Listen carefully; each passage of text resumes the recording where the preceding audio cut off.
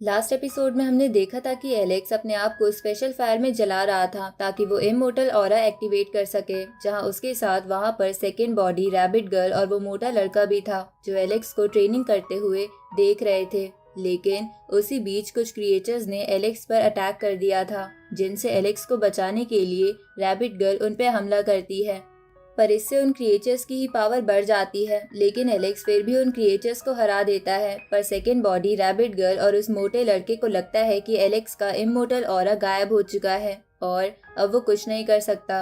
लेकिन एलेक्स जानता था कि इमोर्टल ऑरा उसकी बॉडी के अंदर है, इसलिए वो फिर से ट्रेनिंग करने बैठ गया था। अब आगे तो एपिसोड 178 की शुरुआत में हम देखते हैं कि एलेक्स अपने आप को उसी स्पेशल फायर से जला रहा था। साथ ही उसके ऊपर थंडर भी गिर रही थी, जिसकी वजह से उसके सारे कपड़े बहुत ज्यादा जल चुके थे। साथ ही उसकी हालत भी खराब थी।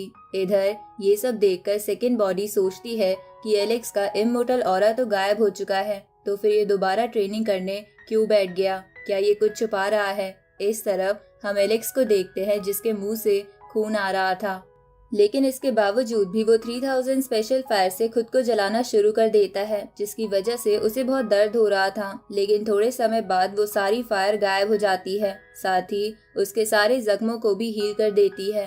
ऊपर से वो इमोर्टल ऑरा भी वापस आ गया था, जो एलेक्स के चारों ओर घूम रहा था और एलेक्स की पावर अब पहले से काफी बढ़ गई थी। इधर ये देखकर सेकेंड बॉडी बोलती है कि एलेक्स ने कर दिखाया, 3000 स्पेशल फायर गायब हो चुकी है, इसका मतलब एलेक्स अपनी ट्रेनिंग में कामयाब हुआ। इस पे रैबिट गर्ल बोलती है कि तब तो वो लैम्प वाले क्रिएचर्स दोबारा यहाँ आते ही होंगे। ये सुन के वो मोटा लड़का कहता है कि पता नहीं इस बार कितने सारे क्रिएचर्स आएंगे। उसी वक्त आसमान पूरा काला हो जाता है और वो लैम्प फिर से वहाँ आ जाता है, जिसमें से निकलने वाला ग्रीन कलर का फॉग एलेक्स को चारों तरफ से घेर लेता है। तभी उस फॉग के बीच से एक क्रिएचर बाहर आता है, जिसे देखकर एलेक्स बोलता है कि इसके पास तो मेरे ही जैसे विंग्स है, पर इसके विंग्स का कलर बस पर्पल है। तभी एलेक्स के पीछे से एक और क्रिएचर निकलता है जिसके पास थंडर पावर थी, तो उसे देखकर एलेक्स बोलता है कि इसकी थंडर पावर तो बिल्कुल मेरी जैसी है।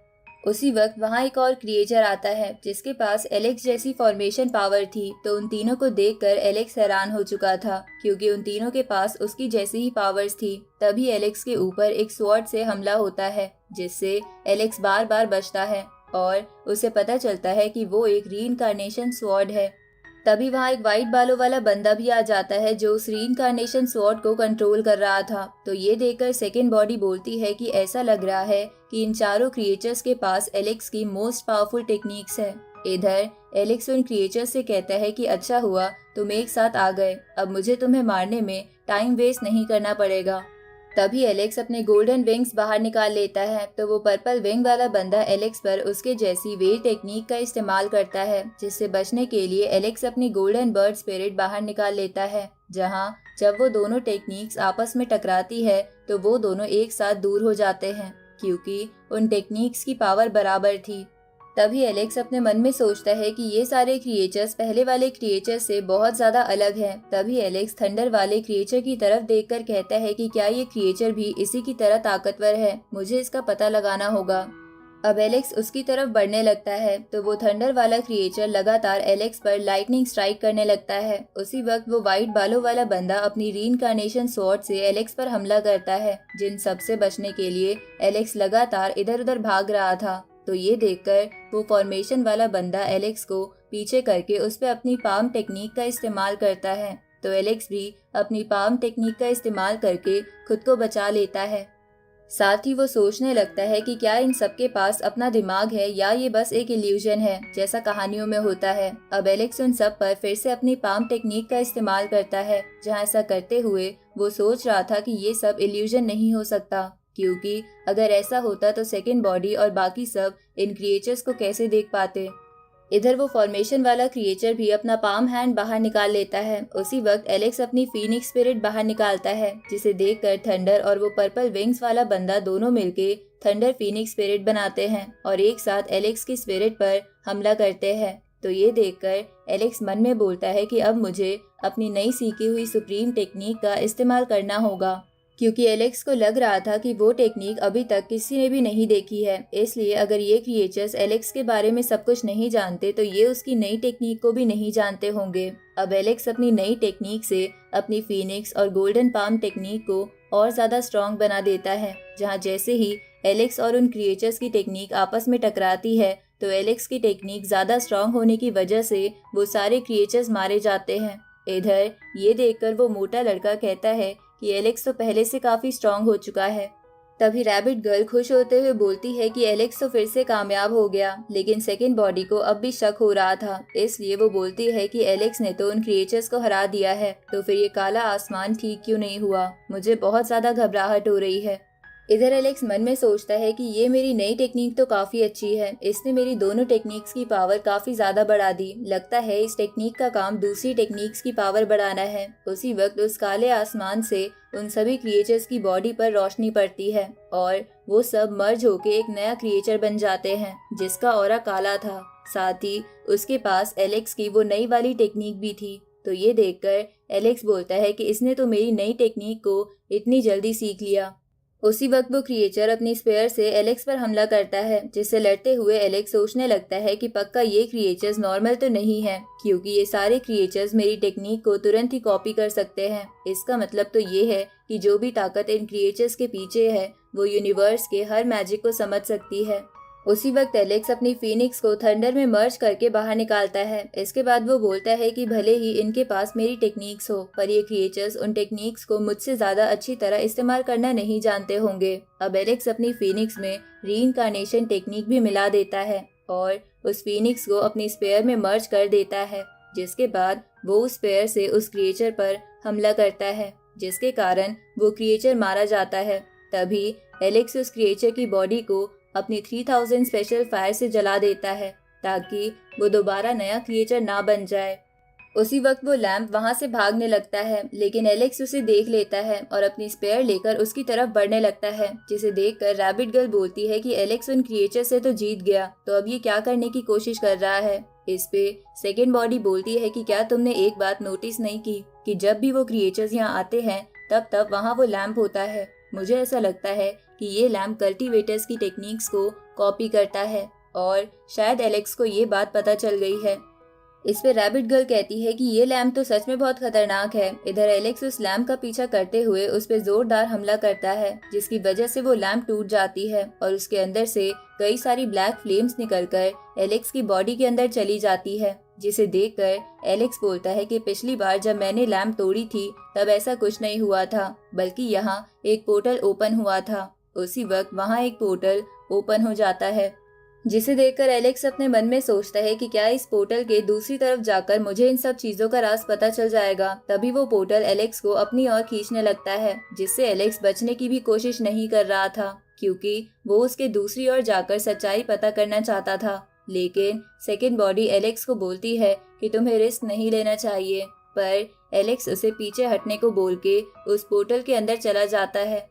इधर जब वो उस पोर्टल के दूसरी तरफ से बाहर निकलता है तो वो एक अजीब सी जगह पहुंच जाता है जो पूरा स्पेस जैसा लग रहा था। तभी उसके पीछे से एक बहुत बड़ी चीज गुजरने लगती है, जिसे अच्छे से देखने के लिए एलेक्स पीछे होने लगता है। जहां पीछे होकर एलेक्स देखता है कि वो एक तरह की बोट है, तो उसे देखकर एलेक्स को अपने दादाजी की बात याद आती है कि मुझे दुनिया में सबसे ज्यादा डर स्पेस में तैर रही ब्लैक शिप से लगता है, क्योंकि उसका लीडर बहुत ज़्यादा पावरफुल है और उस बोट से निकलना भी बहुत मुश्किल है। लेकिन एलेक्स को सच्चाई जाननी थी, इसलिए एलेक्स उस बोट पर आ जाता है जिस पे बहुत सारे पहाड़ बने हुए थे और उस बोट पर खुद का मौसम था। साथ ही वहाँ ग्रेविटी भी बहुत ज़्यादा थी, जिसकी वजह से एलेक्स को खड़े होने के लिए अपनी पावर का इस्तेमाल करना पड़ता है। जहां वो पावर इस्तेमाल करते हुए बोलता है कि अगर मेरे अलावा कोई आम बंदा यहाँ होता तो वो इस ग्रेविटी के कारण ही मारा जाता। अब एलेक्स उस जगह को अपनी स्पेशल आई से देखने लगता है, जहां देखते हुए उसे एक जगह पर बहुत ज्यादा ब्लड का भंडार दिखता है। लेकिन तभी एलेक्स के सर में बहुत ज्यादा जोर का दर्द होता है, तो एलेक्स बोलता है कि ये किस तरह के क्रिएचर का ब्लड था जिसे देखने भर से मेरे सर में दर्द हो गया, और आखिरकार यहाँ ये कितने समय से है। अब एलेक्स उस ब्लड के पास जाने के लिए उड़ने की कोशिश करता है, लेकिन बहुत सारी बेल जमीन में से निकलकर उसे जमीन पर पटक देती है। तो ये देखकर एलेक्स बोलता है कि लगता है मैं यहाँ से उड़कर नहीं भाग सकता। तो एलेक्स अब पैदल ही उस ब्लड की तरफ जाने लगता है। साथ ही वो सोचता है कि मुझे यहाँ से निकलने का रास्ता ढूंढना होगा। थोड़ी देर बाद एलेक्स उस ब्लड के भंडार के पास पहुंच जाता है, जिसे देखकर एलेक्स कहता है कि ये तो एंशिएंट ब्लड है, इसे अगर मैं यहाँ से ले जाकर स्टडी करूँ तो ये मेरे काम आ सकता है। अब एलेक्स उस ब्लड को अपनी बोतल में भरने लगता है, लेकिन तभी उस ब्लड में से तेज धार का नाइफ निकल के उस बोतल को तोड़ देता है। तो ये देखकर एलेक्स बोलता है कि लगता है मैं इस ब्लड को बोतल में नहीं भर सकता। उसी वक्त एलेक्स उसी ब्लड पूल के पास एक कंकाल देखता है, जिसे देखकर एलेक्स बोलता है कि इस कंकाल को देखकर लग रहा है कि ये पर्सन भी इस ब्लड को इकट्ठा करते टाइम मारा गया है।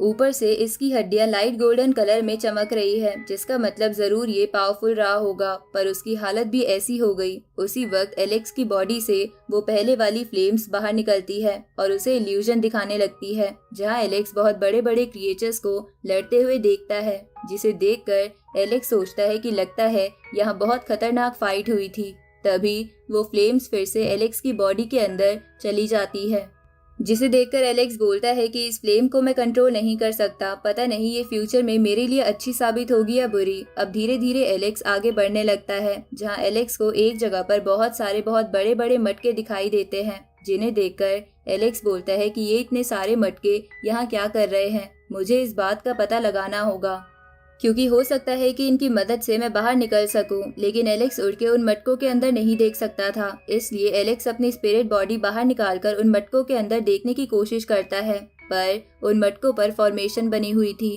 जो एलेक्स की स्पिरिट को अंदर देखने नहीं दे रही थी। लेकिन एलेक्स बोलता है कि मुझे कैसे भी करके अंदर देखना होगा, नहीं तो मैं यहाँ फंसा रह जाऊंगा।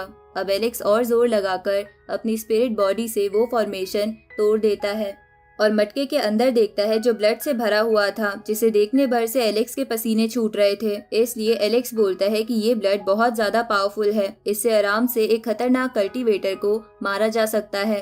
पर ये ब्लड आया कहाँ से और इसे यहाँ स्टोर करके क्यों रखा है? तभी एलेक्स सोचता है कि कहीं ये इमोर्टल ब्लड तो नहीं। अब एलेक्स के ये सोचते ही ये एपिसोड यहीं खत्म होता है।